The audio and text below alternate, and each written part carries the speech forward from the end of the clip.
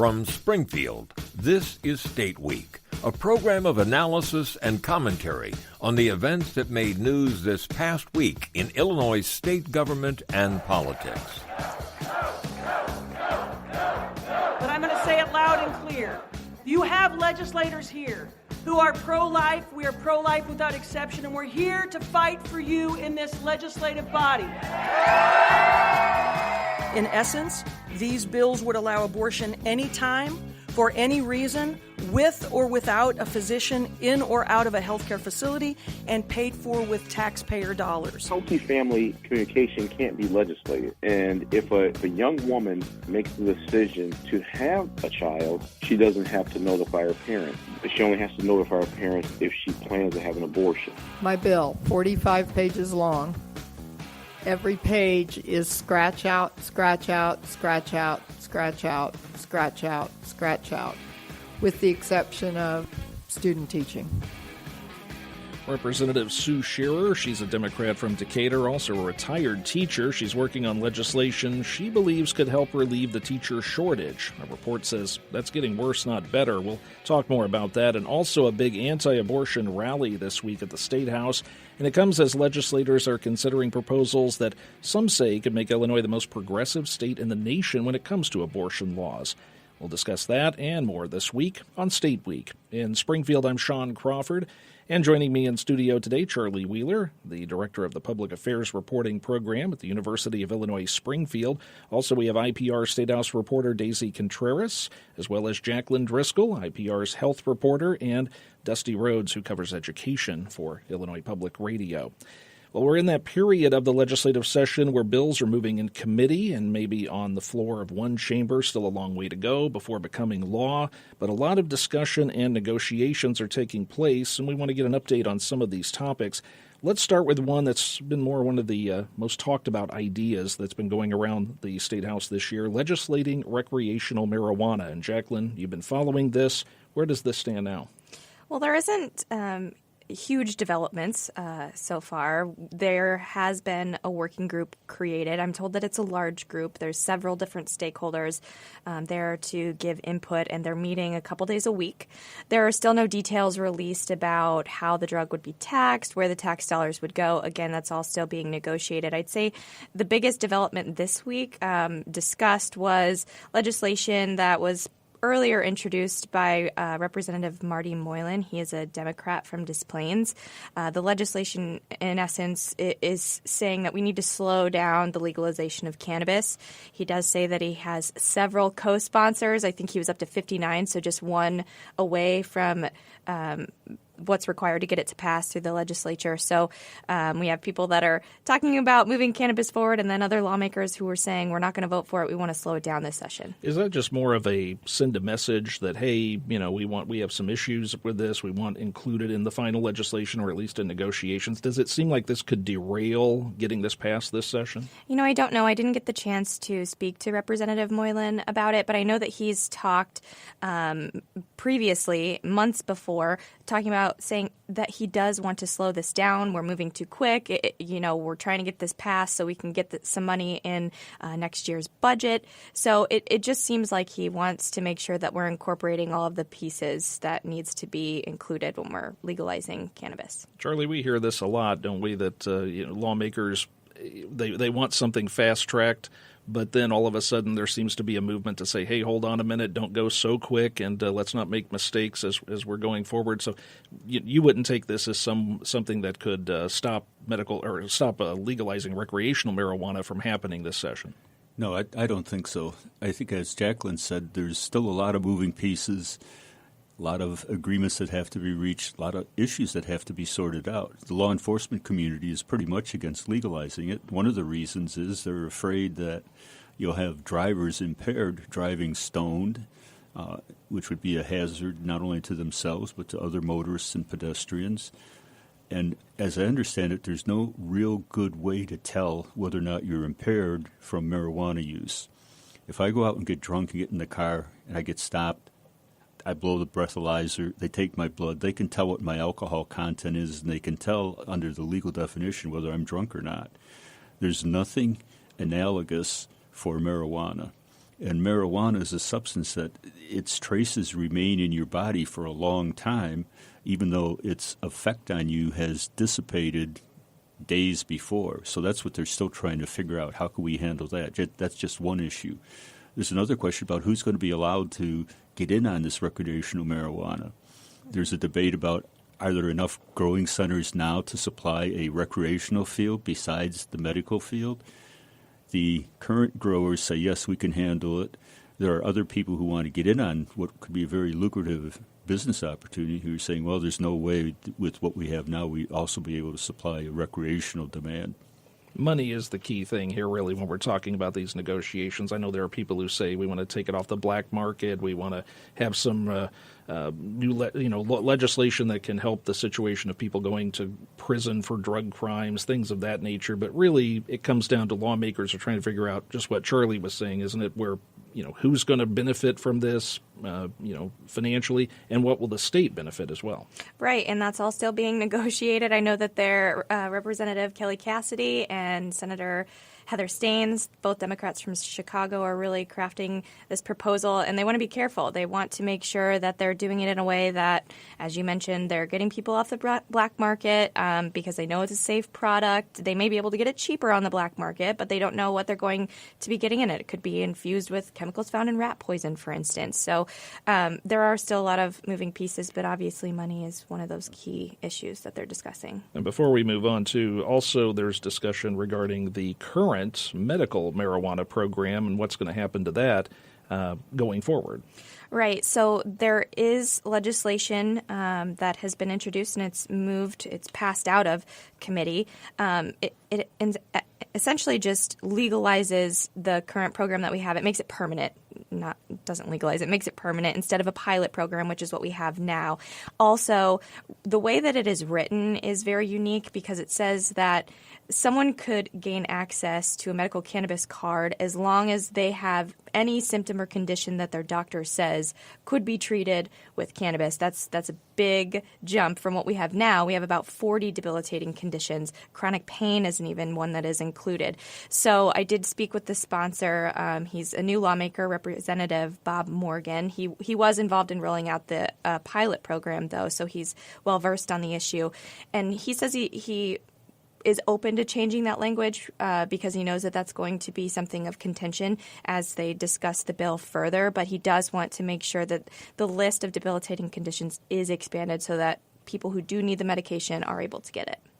A lot of people came to the Capitol this week. In fact, so many, I believe I read, where it was shut down briefly. They couldn't hold more people for basically what was an anti-abortion rally about some legislation that is starting to surface at the Capitol. And Daisy, give us an update on what we're talking about here. Yeah, so there are several bills, proposals right now in the General Assembly that would kind of have this overhaul of abortion rights. One, for example, would repeal decades-old laws intended to criminalize abortion providers. Another one would repeal the requirement of prior parental notification for minors who want to receive an abortion. So the rallies at the State House, they want to keep these laws in place. They don't want to have overhaul of for abortion. So the Reproductive Health Care Act would also require all private health insurance companies in the state to provide coverage for abortions. As you mentioned earlier at the top of the hour, Sean, there's this idea. Governor Pritzker has said that he kind of has this idea to make Illinois the most progressive state in the United States when it comes to abortion rights. And I think that, especially for this overhaul, a lot of these are not moving through committee, but some are, and I think that's what caused a lot of pro-life advocates to come out to the State House. I mean, it was on the calendar for their lobby day, and they do this every year. But I think the number speaks to a lot of the protest on that. And that parental notification law, from what I recall, if anybody can correct me on this, but it's been on the books, I know, for a long time, but for many years it was not able to be enforced, and I think only in recent years that has changed. Yeah, so it's a law from 1995, I believe, and it wasn't reinforced until about 5 years ago. And so minors who don't have permission from their parents to receive an abortion would have to go up with a judge, in front of a judge, to get that permission. So, Charlie, do you? This is something, of course, that's come up year after year. We've seen this at the Capitol, abortion legislation. But with a Democratic governor who's talked the way he has about some of these laws, there is this renewed optimism among people who want to see this type of legislation passed, and also probably a little renewed fear from those that don't. Yeah, and I would say one of the things that's changed is looking at the composition of the U.S. Supreme Court, because after the Roe v. Wade decision in the early 70s that made abortion basically legal, in Illinois, the Right to Life folks would pass legislation, and it would go to Governor Thompson, who would veto it. It would be overridden to restrict abortion. It would be taken to the U.S. District Court, and the law would be thrown out. And it was kind of a game that both sides played to win constituents back home who felt very strongly on these issues. But I think now what Daisy was referring to, part of the original negotiations that created the first framework for legalized abortion in Illinois involved having to make compromises. People who were anti-abortion had to, I guess they came to the realization that if there aren't any laws on the books, then this is going to be crazy. And so they worked with the pro-choice people to fashion a framework for regulating abortion. But they also left in place, and this was a concession to the pro-life people, a section of the law that said if Roe v. Wade is ever overturned, then Illinois' prior law takes effect again, which made it a criminal act to have an abortion or to provide an abortion. And for many, many years, this was not a really big issue because you looked at the U.S. Supreme Court and you realized from past decisions they're not going to overturn Roe v. Wade. But since President Trump has been in office and has appointed two very conservative justices, I think the fear on the pro-choice people's part is that should a case actually get before the Supreme Court, there's a chance that Roe v. Wade might be overturned, and so they want to try and, at a minimum, get that section out of the law that says if it's overturned, it becomes criminal. And you mentioned, Daisy, that there was some legislation that is moving and some is not. So the whole package that has been introduced is probably chances of that getting through may be a little less because maybe lawmakers don't want to tackle all of that. But the one that Charlie talked about, maybe something with parental notification could possibly get through. Yeah, it seems that parental notification legislation is moving forward. Pro-life advocates say that they weren't really given enough opportunity at the table during committee to kind of voice their concerns. So they're still upset about that. They argue that parents should always be involved with decisions, especially when it comes to minors who might not know what they're doing. If we recall over the last year with HB 40 was a big issue for former Governor Bruce Rauner when he signed that into law, which would expand abortion coverage under state insurance for state workers. Abortion continues to be an issue, and even for him, he really believed that it should be up to women to kind of decide what they want to do when it comes to health.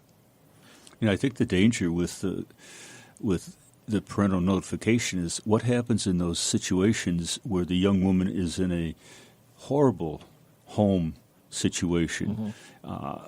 There have been cases where the woman is pregnant because of somebody in her family who assaulted her, and the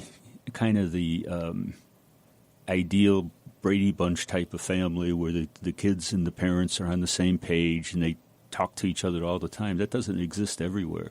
And so I think the notion is that there are instances in which a young woman can't go to her parents, and so therefore we have this judicial bypass. And I think the pro-choice people would just like to say, let it up to the individual.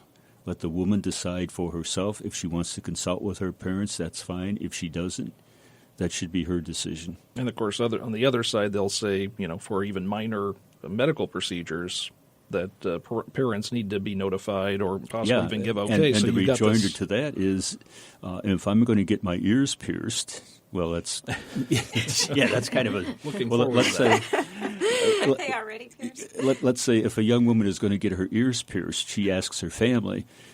She's not going to get thrown out of the family. Right.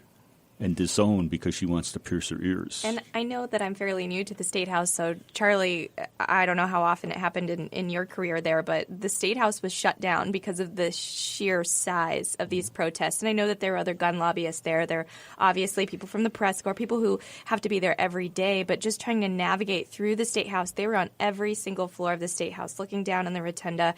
I mean, the crowd was predominantly white, but there were old people, middle-aged people. Some people brought their kids. So this is obviously an issue that we have not heard the last of. Yeah, and I saw the pictures. I wasn't down there, but I saw the pictures, and it was fairly unusual. And the security had to shut it down while they moved some of the crowds from gathering on the first floor and moved them up around the second floor and the third floor around the rotunda. Every spring, the first floor, the central rotunda around the statue of Illinois welcoming the world, gets filled up for rallies of all different kinds of things. School kids just coming through. It's not very often that they have to move the crowd up to the upper levels because of the size of it. So, yeah, that was not unprecedented, but certainly not common. Let me move on to another topic, and this is in the education realm. We have Dusty Rhodes here, who covers education for us. We've been hearing, Dusty, for a few years now about this teacher shortage that the state has, and people talking about ways this can be resolved. There is some legislation out there that at least the supporters of it think could help in this help with this problem. Right, and actually, I was not one of the people clogging up the Capitol because I was over at the State Board of Education on Wednesday, where this was a topic of discussion. So I kind of feel like we're witnessing a pendulum swing. Apparently, the teacher shortage, to some significant measure, can be traced back to around 2012 when we raised cut scores for teachers to pass certain standardized tests to get a license. And superintendents have testified that they went from having hundreds of applicants for every open position to feeling lucky if they had 3. And so the pendulum seems to be, swinging back the opposite way to take away the testing requirements. Nobody wants to characterize this as lowering standards, but the fact of the matter is those high test scores don't necessarily equate to being an effective teacher. So there are bills out there that would the State Board of Education has already taken away, they're phasing out a thing called the TAP, Test of Academic Proficiency, and Senator Andy Menard, Democrat from Bunker Hill, has already filed a bill that would take away any basic skills test. So cut scores meant you had to score achieve a certain score in an ACT or an SAT. So that's not going to be a requirement if his bill goes forward. There's another test that people seem to that there's more conversation on. It's called the EdTPA, and it involves videotaping a student teacher delivering a lesson. Costs $300. People have a 97% pass rate on that, but those are students who've gotten already through most of their college teacher preparation. So there's also content tests you have to pass for each subject area that you plan to teach. There's more conversation around that, keeping that maybe. So it's just going to be interesting to watch. I know you talked with Sue Shearer, who's sponsoring some of this legislation, and again, a former teacher herself. I thought she made a very interesting point. You asked her about things that people need to have that may be inherent to being a teacher but don't necessarily show up on a test. One of the things she talked about was you have to like kids. And it sounds like that's pretty simple, but, I might be able to pass the test if I study for it. And whether or not I like kids, that might not come into that equation at all. Yeah, it does seem kind of crucial.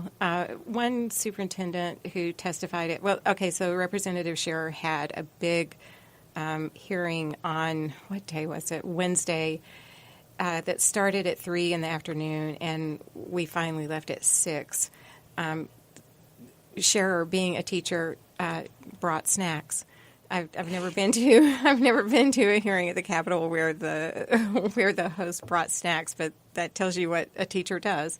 And they were healthy. But there were also cookies. One superintendent testified that he has had, plenty. Obviously, all the teachers in his district have met all those test standards, but he's had to release teachers. And he said, inevitably, the reason he's had to release them is because they can't play nice in the sandbox. They can't get along with, they can't form relationships with students, with other teachers, with staff, with parents. And he pulled out a cliche that you hear in education circles, that they don't care how much you know until they know how much you care. And that's not something we can test for. Before we move on, it seems to me one of the big keys on keeping teachers or getting people to go into the profession could be the pay as well. Right. And so, again, Senator Andy Menard has a bill that would raise the minimum teacher salary up to $40,000 by the year 2022. He's still planning to go forward with that. And there's a little more debate about that since we've already, got this minimum wage bill. So school districts are kind of scrambling how they're going to do both of those things. Before time gets away from us, too, let's talk about something else that we mentioned, some of the issues that are hanging out there in the legislature and possibly could become law before the session is out, and that is, one of those is sports gambling. We've heard a lot of discussion about how this could work or if it could work in the state of Illinois. Daisy, you've been following this. Is this still on track for possible passage? Their lawmakers are definitely set on legalizing sports betting. Last month when Governor Pritzker presented his budget proposal, he said he's counting on some money, $200 million, from sports betting, from licensing fees. And he didn't really give much detail into how exactly that was going to work. And again, we don't really even have a framework. People have been asking for the last month, how is this going to work? And finally this week, we had 4 proposals filed on how this framework might actually work. Some of the ideas take from New Jersey that recently also legalized sports betting. Other ideas make it so that there's like a combination of brick and mortar places where you can actually place your bets, like getting casinos involved in the mix and racetracks as well. Another option would have the Illinois Lottery Department to just kind of basically make up all the rules for that. So I think what lawmakers are trying to do moving forward is just having all of these options on the table and kind of letting everybody kind of come to the table and express their concerns, see what they like, see what they don't like. And finally, we're going to start having the first hearing next week on the issue where stakeholders are going to weigh in on these 4 proposals and see what they don't like. And another one is the pro league, the pro sports leagues that want a share of the money here. They're like, well, you're going to be betting on the games here, on our players. One option is that they would provide the data, the player data, and but they want some money to go to them as well. And some states haven't followed that model, but they're putting it on the table here for Illinois just to see if it would actually go through. But I have a feeling that's not one of the most popular options there. I have a feeling we're going to see a lot of lobbying on this going the next few weeks. I have a question about it. You mentioned the pro sports leagues. What about the NCAA? This is the beginning of March Madness, and I would be willing, I was going to say willing to bet, but I'm certain that there will be literally billions and billions of dollars wagered on college basketball. Has the NCAA made any overtures that when you legalize this stuff, we want a piece of it? I have not heard, but I'm pretty sure that once this has been growing over the last year since it became an option for states to get their own laws in place, and pro leagues were very quick to jump in on that. And I think some states that do have already a legalized system, casinos or the providers, the ones who hold the licenses, would actually talk to the pro leagues and see what share they might get. So every state is very different on how they've approached the issue. It's just how much money is going to generate and how it's actually going to be overlooked. So again, we'll see probably people coming in, lobbyists that maybe we don't even know coming to the Capitol, because we're talking about some national organizations, could be the NFL, Major League Baseball, places, NCAA, as Charlie mentioned. So this still has a ways to go, even though these hearings are starting up. And I think that's the big question that we've had for the past month, actually. Will we have enough time to get this all figured out by the time session is over?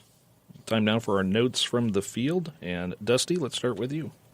Oh, okay. Well, back when we passed school funding, one thing that it did was create a panel to review and recalibrate the formula as needed.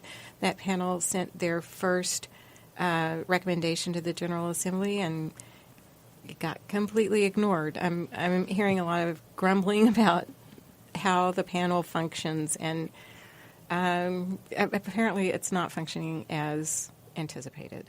Okay. Jacqueline? The final draft of the rules for the industrial hemp program in Illinois were submitted to the legislative rulemaking group that will either approve or send them back to be reworked. Some of the things that were noteworthy in those rules, they did remove a few things that will allow farmers to get into the field a little earlier. So it's it is possible to see hemp crops being harvested this year, and it also changed some rules regarding seed certification. Charlie? Well, one of the issues that's out there that I would be fairly certain is going to be dealt with this spring is a capital program. Discussions are underway among the governor, all the various stakeholders, lawmakers, and the Senate has been having hearings all around the state as to what the local capital needs would be. Senator Martin Sandoval, who I believe is chair of the Transportation Committee in the Senate, unveiled legislation this week that would kind of jumpstart the process. He's proposing, the most significant element of his plan is to double the state's gas tax from 19 cents a gallon to 38 cents a gallon, index it to inflation going forward. Because over time, that 19 cents that was put in back in, I want to say 1989 or 1990, doesn't go as far.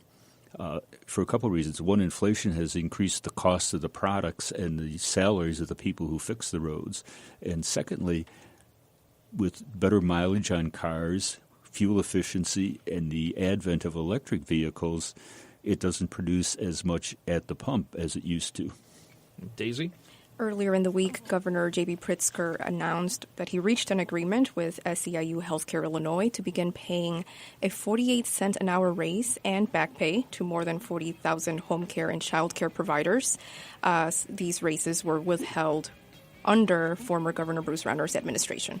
All right, that does it for this week. Members of our broadcast included Charlie Wheeler, Daisy Contreras, Jacqueline Driscoll, and Dusty Rhodes. Get a podcast of our show at nprillinois.org. Also find us on NPR One. Just look for State Week. Production assistance for the program today provided by Bob Meyer. I'm Sean Crawford.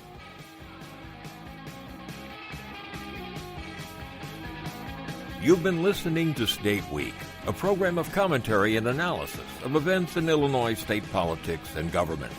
State Week is produced in the state capital by public radio station NPR Illinois. This is IPR, Illinois Public Radio.